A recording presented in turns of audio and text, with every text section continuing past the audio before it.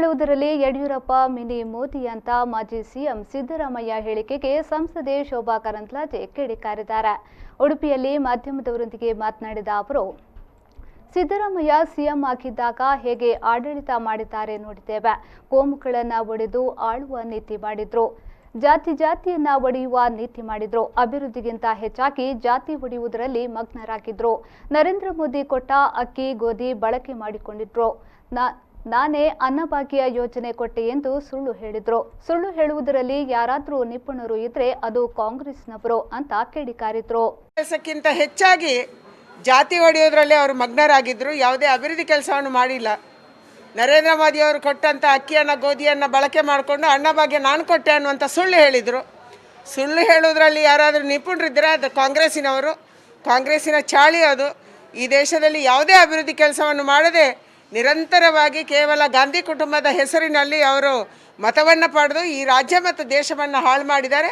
ಅದಕ್ಕೆ ತಕ್ಕ ಶಾಸ್ತಿಯನ್ನು ರಾಜ್ಯದ ಜನ ಕೂಡ ಅವರಿಗೆ ಮಾಡಿದ್ದಾರೆ.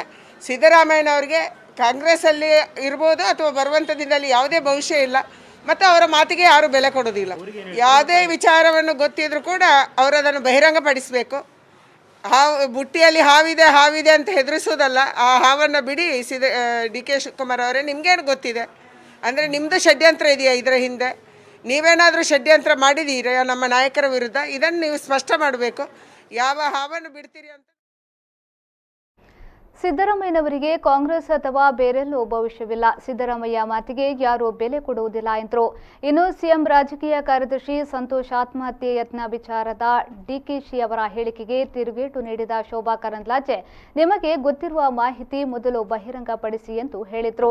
ಡಿಕೆ ಶಿವಕುಮಾರ್, ಯಾವ ಆಟವೂ ಕರಾವಳಿಯಲ್ಲಿ ನಡೆಯಲ್ಲ. ದೇವರ ವಿಚಾರದಲ್ಲಿ ನಾವು ರಾಜಕೀಯ ಮಾಡುತ್ತಾ ಇಲ್ಲ. ನಾವು ದೇವರ ಪರ ನಿಂತವರು. ಡಿಕೆಶಿ ಚುನಾವಣೆ ಬಂದಾಗ ದೇವಸ್ಥಾನ ತಿರುಗುತ್ತಾರೆ. ರಾಹುಲ್ ಗಾಂಧಿ ಚುನಾವಣೆ ಬಂದ್ರೆ ಮಾನಸ ಸರೋವರ, ಕೇದಾರ, ಕೈಲಾಸಕ್ಕೆ ಹೋಗ್ತಾರೆ. ಉಳಿದ ದಿನಗಳಲ್ಲಿ ಚರ್ಚಿಗೆ ಹೋಗ್ತಾರೆ ಎಂದು ಅವರ ನೀತಿ ಅಂತ ತಿರುಗೇಟು ನೀಡಿದ್ರು.